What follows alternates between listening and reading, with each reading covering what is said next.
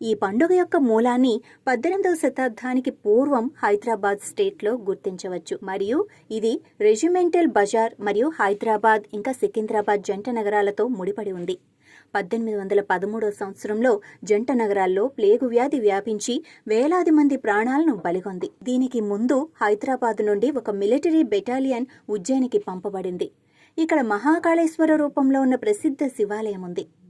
హైదరాబాద్కు చెందిన ఈ మిలిటరీ బెటాలియన్ను అంటువ్యాధి తమ మాతృభూమిని తాకిందని వార్త తెలియగానే వారు తమ కుటుంబాల జీవితాలు మరియు భద్రత గురించి భయపడ్డారు.